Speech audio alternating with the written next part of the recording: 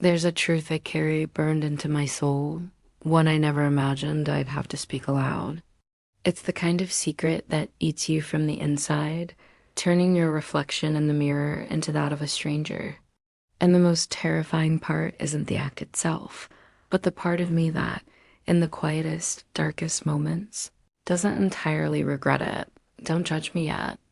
Not until you've heard the full storm, not just the thunder that announces it. This isn't the story you think it is. It's far more twisted, far more dangerous, and God forgive me, more human than anyone could imagine. It all began, as these things often do, not with a bang, but with a whisper, the whisper of a life unraveling at the seams.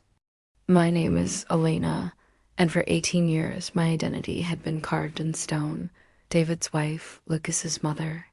They were the pillars of my world, a world of punctual dinners, neatly ironed shirts, proud smiles at graduations, and an increasingly deep, resonant silence in the space between my side of the bed and David's. Love hadn't left with a slammed door. It had slowly bled out, drop by drop, in 1,000 small indifferences, in conversations that were nothing more than to-do lists, in the feeling that we were two excellent roommates raising an exceptional child. Lucas, my boy with clear eyes and a shy smile. He was the thread of light holding my universe together. Everything I did for him. Until the day he started looking at me in a way that wasn't to the look of a child. It was after David left. Not with drama, but with a sigh. One ordinary afternoon after 20 years, he said, "I don't think we're happy anymore, Elena." And instead of sobbing or begging, I felt a relief so immense and so guilty it nearly choked me. He moved into an apartment across town. Lucas, who was 17 then, withdrew.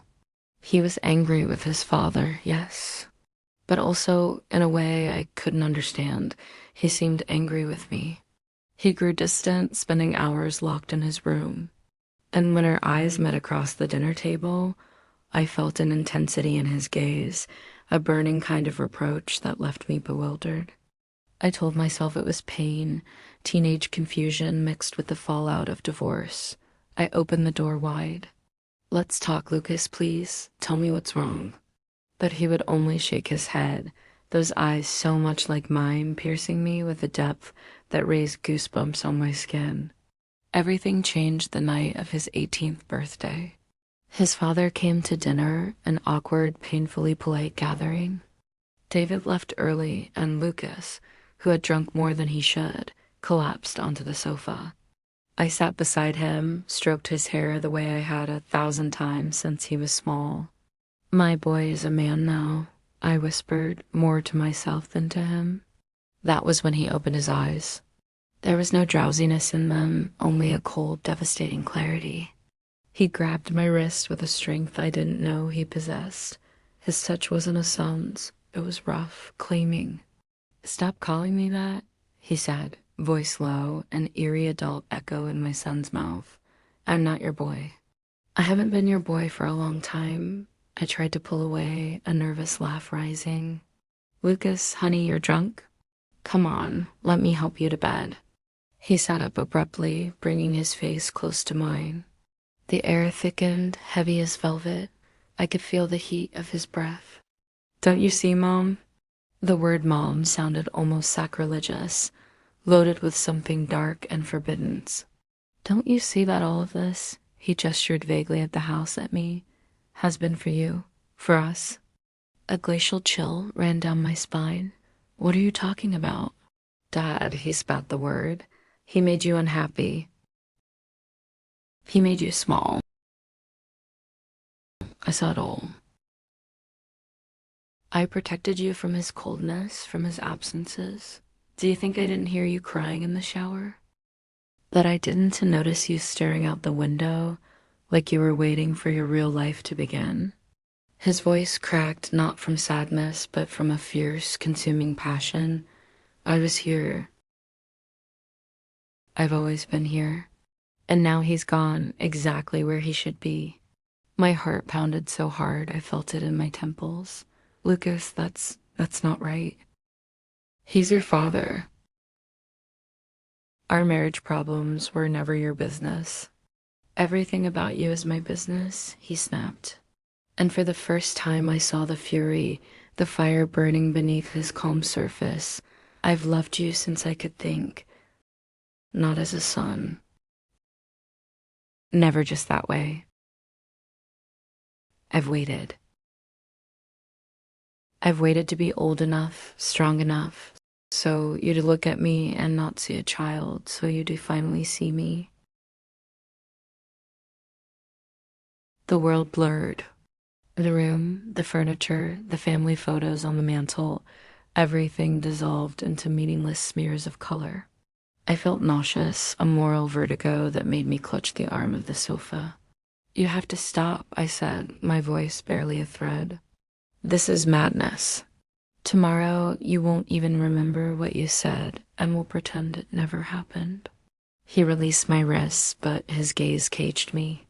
Oh, I'll remember, and so will you, because it's the truth. And because I know you don't look at me like a child anymore. I've seen it. I've felt it. I stumbled to my feet, retreating as if he carried a plague, as if I did. Go to your room, Lucas, now. He stood, straightened, and suddenly I realized how much he had grown. He towered over me by nearly a head. He was no longer the child I could carry in my arms. He was a man with a dangerous, obsessive light in his eyes. Without another word, he turned and walked up the stairs. I stayed on the sofa trembling, my wrists burning where his fingers had been, wondering if I had dreamed it, if my own loneliness and starving heart had conjured this perverse nightmare. But it wasn't a dream. It was only the beginning. The next morning, he came down as if nothing had happened, poured cereal, asked about my plans with casual ease. His normalcy was more terrifying than his confession. It was as if he had opened a floodgate, released the truth, and now could wait patiently, eternally, for me to drown in it. And I froze. Who could I tell? A therapist? Good morning. My son confessed he's in love with me. His father? Hey, David. The son we raised together wants me in a way no son ever should. It would have been a nuclear bomb dropped on a family already in ruins. It would have destroyed Lucas forever. So I convinced myself it was a drunken slip, trauma from the divorce. That if I ignored it, it would fade like a bad dream. But Lucas did not ignore it. He began a silent, insidious campaign. Small acts that to any outsider would look like exceptional filial devotion, yet I knew the intent behind every one. He cooked elaborate dinners on weekends, dishes he had researched for hours, and insisted we eat by candlelight. To create atmosphere, he'd say with a half smile that made my stomach twist. He started wearing the cologne I had once bought David, the one Lucas used to mock as old-fashioned. His physical presence became constant, deliberate. He'd walk around shirtless after working out, muscles gleaming with sweat, and I, God forgive me, felt a shameful jolt of awareness at his youthful strength, his beauty, an awareness that filled me with self-loathing. He bought me gifts, a book of Neruda's love poems, a vinyl of a band I adored and he had never listened to. Each gift a coded message. I study you. I know you. I worship you. And the most terrifying thing was that he truly did know me. David had never known I loved Neruda. David had never looked at me the way Lucas did now, with absolute, devouring attention, as though every word I spoke was scripture. In my deep, aching loneliness, that attention was a sweet, lethal poison. He began to anticipate my moods. You're sad today, he'd murmur, sitting beside me on the sofa, his thigh brushing mine. That contact, innocent on the surface, seared my skin. Do you want to talk? And sometimes traitorously, miserably I did. I spoke of my fear of aging, my regret over the career I abandoned, the crushing monotony of a life that had slipped through my fingers like sand, and he listened. He absorbed every syllable. Then, with terrifying calm, I would never make you feel that way. To me, you are perfect. You are everything. He was isolating me. Without my noticing, He had become my only confidant, my only constant human contact. He started answering my phone. David called. I told him you were resting. My friend Honor wanted to meet. I said you weren't feeling well. I protested weakly, but a weary, frightened part of me clung to the excuse. Lucas was building a glass cage around us, a hothouse where only this warped truth could grow. And I was learning to breathe its stale air. The tension reached breaking point one stormy night. The power failed and the house plunged into resonant darkness. I was fumbling for candles in the kitchen when his arms slid around me from behind. Not a hug, a claim. His body was solid, burning against my back. I froze, heart battering my ribs like a trapped bird. Let go, Lucas, I said, but my voice came out broken, powerless. No, he whispered against my hair. I can't, not anymore. How long will you make us both wait? He said my name, Elena, like a prayer and a curse. Hearing it from his lips instead of Mom was an electric shock straight to my spine. I'm your mother, I whispered, desperate, but the words felt hollow, crumbling under the weight of his embrace, the thunder of his heartbeat against my back. You're a woman, he said, and his lips grazed the sensitive skin just below my ear. An involuntary primal shudder tore through me from crown to toe. It wasn't pleasure. It was terror, pure animal terror laced with a spark of something so monstrous I nearly collapsed under the guilt. It was the spark of being wanted fiercely after years of being invisible. Please, I begged, no longer certain whether I was pleading for him to stop or to never stop. He turned me to face him. In the dim emergency light, I could only see the sharp outline of his face, the fever-bright glow of his eyes. Tell me you feel nothing, he challenged, voice raw. Tell me I haven't awakened something in you. Tell me you've never wondered, even for a second, and I'll let you go right now. Say it. And there, in the heart of the storm, I knew the unbearable truth I had buried under layers of denial and horror. I couldn't say it, because it would have been a lie. He had awakened me. He had made me feel seen, desired, alive in a terrible, distorted way. It wasn't nothing. It was a hurricane of disgust, fear, pity deep.